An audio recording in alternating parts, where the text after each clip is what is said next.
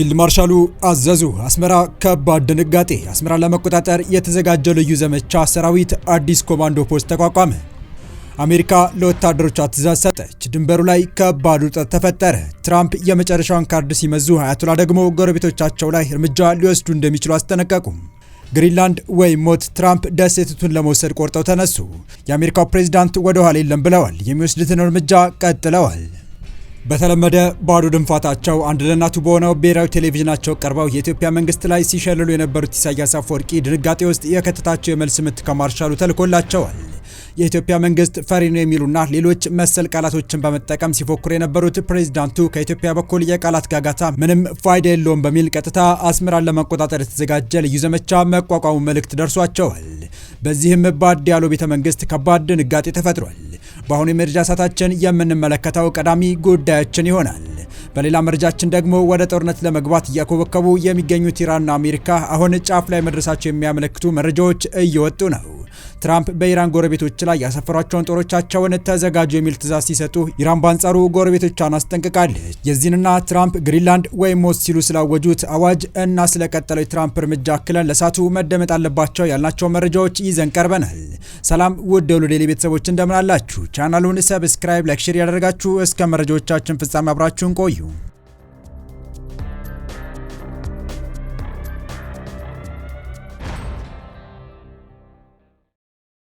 ፊልድ ማርሻሉ ለኢሳያስ ዛቻና የጦርነት ግብዣ ምላሽ ሰጥተዋል። ሰሞኑን ኢሳያስ አፈወርቂ የሰጡት ቃለ ምልልስ ተከትሎ በኢትዮጵያ በኩል ጠንከር ያለ ወታደራዊ ዝግጅት ቀጥሏል። ጦሩ ውጊያን በአጭር ለመቋጨት መዘጋጀቱን ይፋ ያደረጉ ሲሆን ለሚመጣው ጦርነት ኮማንድ ፖስት መቋቋም አለበት በማለት ዝግጅት መጠናከሩን ይፋ አድርገዋል። መፍጠን አለብን ሲሉም ማርሻሉ ትዕዛዝ ሰጥተዋል። ከወራቶች በፊት አፍሪካን ኢንተለጀንስ ኢትዮጵያ ከኤርትራ ጋር የገባችበትን ውጥረት ተከትሎ በጠቅላይ ሚኒስትር የሚመራ የጦር ኮማንድ ፖስት አደራጅታለች ማለት ይታወሳል። አንድን ሀገር እንደሚመራ ፕሬዝዳንት ሳይሆን እንደ ሰፈር ጎረምሳ ወዲህ ወዲያ ወጥተው ስድብና ዘለፋ ያስተላለፉት ኢሳያስ አፈወርቂ እየሰጋን መቀጠል የለብንም፣ ከኢትዮጵያ በኩል ጦርነቱ እንዲነሳ መቆስቆስ አለብን ያሉ ይመስላል። ለዚህም የኢትዮጵያ መንግስትንና መሪ በመስደብ ኢትዮጵያ ውጊያውን ቀድማ እንድትጀምርም ጸባጫሪ ድርጊቶችን እየከወኑ ነው።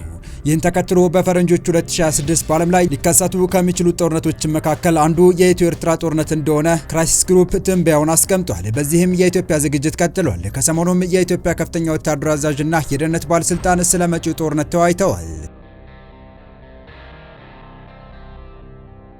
ፊልድ ማርሻል ብርሃኑ ጁላ፣ ጀነራል ይልማ መርዳሳ፣ ጀነራል አለምሸት ደግፌ፣ ጀነራል ይመር መኮንን፣ የአብይ የደህንነት አማካሪ አምባሳደር ሬድዋን ሁሴን የተሳተፉበት ጥብቅ ውይይት ተደርጓል። የዚህ ወታደራዊ ስብሰባ አስኳል አጀንዳ መጪው ጦርነቶችን ዘመን አፈራሽ ቴክኖሎጂዎችን በመጠቀም እንዴት በአጭር እንቋጭ የሚል ላይ ያተኮረ ነው። በስብሰባው ላይ ንግግር ያደረጉት የጦር ኃይሎች ኢታማዦር ሹም ፊልድ ማርሻል ብርሃኑ ጁላ መፍጠን አለብን የሚል ትዕዛዝ አስተላልፈዋል። ጦርነት ኖረም አልኖረም መፍጠን ያለብን ይመስለኛል። በጣም ትልቅ አቅምና በአነስተኛ ኪሳራ ከፍተኛ ድል ለማምጣት የሚያገዝ አውድ ነው ኤሌክትሮኒክ ዋርፌር ብለዋል ፊልድ ማርሻሉ። ቀጥሎም እዚህም እዚያም የተበተነ አቅም አለ፣ ተቋማቶች የተበታተኑ ናቸው። ስለዚህ አንድ ኮማንድ ፖስት ስር መሆን አለባቸው። ለምሳሌ ጦርነት ቢያጋጥመን የኢደብሊው ፎርስ ራሱን የቻለ ኮማንድ ፖስት ይዞ ጦርነቱን መደገፍ አለበት። ስለዚህም ተቋማቱ ሰራተኞቻቸውን ይዘው በአንድ ኮማንድ ፖስት ስር መሆን አለባቸው በማለት ተናግረዋል። ከዚህ በተጨማሪም ሁሉንም አይነት መሳሪያዎች መግዛት ስለማይቻል አንዳንድ የጦር መሳሪያዎችን በራሳችን አቅም ማምረት አለብን ሲሉ አክለዋል። የአርቲፊሻል ኢንተለጀንስ፣ የኢንፎርሜሽን ደህንነት ቢሮ፣ የአየር ኃይሉና መከላከያው በአንድ ኮማንድ ስር ሆነው የጋራ ተግባር እንዲፈጽሙ ምክረ ሀሳብ ማቅረባቸው የሰራዊቱን የማድረግ አቅም እንደሚጨምረውም ታምኖበታል።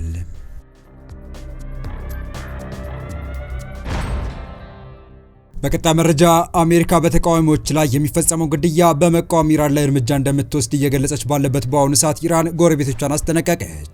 አሜሪካ ደግሞ በኢራን ዙሪያ ባሉ ሀገራት ለሚገኙ ወታደሮቿ የጥንቃቄ መምሪያ ማስተላለፏን ምንጮች አስታውቀዋል። አሜሪካ ጥቃት የምትፈጽምባት ከሆነ ኢራን በጎረቤት ሀገራት ውስጥ የሚገኙ የአሜሪካ ጦር ሰፈሮችን እንደምትመታ ማስጠንቀቂያ መስጠቷ አንድ ከፍተኛ የኢራን ባለስልጣን ለሮይተርስ ተናግረዋል። ይህ በእንዲህ እንዳለ በኳታር በሚገኘው የአሜሪካ ዋነኛ የአየር ኃይል ጦር ሰፈር ውስጥ ያሉ ወታደሮች ለቀው እንዲወጡ እንደተመከሩ 3 ዲፕሎማቶችን ጠቅሰው ሮይተርስ የዜና ወኪል ዘግቧል። ባለፈው ዓመት አሜሪካ በኢራን የኒውክሌር ተቋማት ላይ ጥቃት ከፈጸመች በኋላ ኢራን ኳታር በሚገኘው አሉዴይዳ የአየር ኃይል ሰፈር ላይ ጥቃት ከመፈጸሟ ከሰዓታት በፊት ወታደሮቿ ከጦር ሰፈሩ እንዲወጡ አድርጋ እንደነበር ይታወሳል። በኢራን እየተካሄደ ባለው ተቃውሞ ምክንያት ከ2000 በላይ ተቃዋሚዎች በጸጥታ ኃይሎች መገደላቸው የተነገረ ሲሆን ዶናልድ ትራምፕ በኢራን ላይ ከባድ ጥቃት እንደሚፈጽሙ በተደጋጋሚ ሲዝቱ ቆይተዋል። ኢራንም በበኩሏ ጥቃት የሚሰነዘርባት ከሆነ አጸፋውን እንደምትፈጽም፣ ነገር ግን ከአሜሪካ ጋር ድርድር ለማድረግ ፍላጎት እንዳላት አስታውቃለች። እዚሁ ወደ መጨረሻው መረጃችን ተሻገርን። ግሪንላንድ ወይም ሞት፣ ትራምፕ ደሴቱን ለመውሰድ ቆርጠው ተነሱ። የአሜሪካው ፕሬዝዳንት ዶናልድ ትራምፕ ግሪንላንድን በአሜሪካ ቁጥጥር ስር ለማድረግ ያላቸውን ፍላጎት በድጋሚ በማንቀሳቀስ ዓለም አቀፍ ዲፕሎማሲያዊ ውጥረት ቀስቅሰዋል። ፕሬዝዳንቱ የዴንማርክና የግሪንላንድ የውጭ ጉዳይ ሚኒስትሮች በዋይት ሀውስ ሊያደርጉት ከታቀደው ወሳኝ ስብሰባ ጥቂት ቀደም ብሎ በሰጡት መግለጫ ግሪንላንድ ለአሜሪካ ብሔራዊ ደህንነት ወሳኝ መሆኗን ሌላ አማራጭ ተቀባይነት እንደሌለው አስታውቀዋል። እንደ ትራምፕ ገለጻ ደሴቲቱ አሜሪካ ለምታቀደው ጎልደን ዶም የተሰኘ ግዙፍ የጸረ ሚሳኤል መከላከያ ስርዓት ግንባታ ስትራቴጂካዊ መሰረት ናት። ፕሬዝዳንቱ የግሪንላንድን የወቅቱን የመከላከያ አቅም በጽኑ የነቀፉ ሲሆን ሁለት የውሻ መንሸራተቻዎች ለሀገር መከላከያ አይበቁም በማለት የደሴቲቱን የጥበቃ ጥረት አጣጥለዋል። ኔቶ በግሪንላንድ ያለውን መገኘት እንዲያጠናክር በአውሮፓውያን የቀረበው የመፍትሄ ሀሳብ ውድቅ ያደረጉት ትራምፕ አሜሪካ ደሴቲቱን ካልተቆጣጠረች ሩሲያ ወይም ቻይና ቀድመው ሊይዟት እንደሚችሉ በማስጠንቀቅ ይህ ደግሞ በፍጹም እንዲሆን አንፈቅድም ሲሉም በቁጣ ገልጸዋል። በሌላ በኩል የዴንማርክና የግሪንላንድ መንግስታት የአሜሪካ ጥያቄ ሙሉ በሙሉ ውድቅ አድርገውታል። የዴንማርክ ጠቅላይ ሚኒስትር ሜት ፍሬድሪክሰን አሜሪካ ዛቻዋን የምትቀጥል ከሆነ የኔቶ ጥምረት ሊፈርስ እንደሚችል አስጠንቅቀዋል። ዛሬ በዋይት ሀውስ በሚካሄደው ስብሰባ ላይ የአሜሪካው ምክትል ፕሬዚዳንት ጄዲ ቫንስ በድንገት መገኘታቸው ደግሞ ስብሰባው በሰላማዊ ውይይት ፋንታ ወደፊት ለፊት ፍጥጫ ሊቀየር ይችላል የሚል ከፍተኛ ስጋት በዲፕሎማቶች ዘንድ ፈጥሯል። ይህ በእንዲህ እንዳለ የአሜሪካው ፕሬዚዳንት የአሜሪካን ጥቅም ለማስጠበቅ በሚል እየወሰዱት ያለው እርምጃ ተጠናክሮ የቀጠለ ሲሆን በቀጠለው እርምጃም የትራምፕ አስተዳደር ለሶማሊያውያን ጊዜያዊ ህጋዊ ጥበቃ እንደማይሰጥ አስታውቀዋል። ይህም በሺዎች የሚቆጠሩ ሰዎች በቀላሉ ከአሜሪካ ለማባረር ሁኔታዎችን ያመቻቻል ተብሏል። በሶማሊያ ያለው ሁኔታ ስለተሻሻለ ከዚህ በኋላ የህጉን መስፈርቶች ሲያሟላ ነው ውሳኔው የተወሰነው ሲሉ የሀገር ውስጥ ደህንነት ሚኒስትሯ ክሪስቲን ኖም ተናግረዋል። በእንግሊዝኛው ቲፒኤስ እየተባለ የሚጠራው ማቀፍ አሜሪካውያን ባለስልጣናት ደህንነታቸው የተጠበቁ አይደሉም ወደ ተባሉ ሀገራት ስደተኞችን እንዳይመልሱ ያግዳል።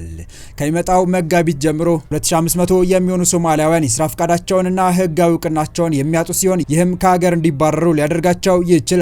ፕሬዚዳንት ዶናልድ ትራምፕ ሶማሊያውያን ስደተኞችን እንደማይፈልጉ በግልጽ ተናግረዋል።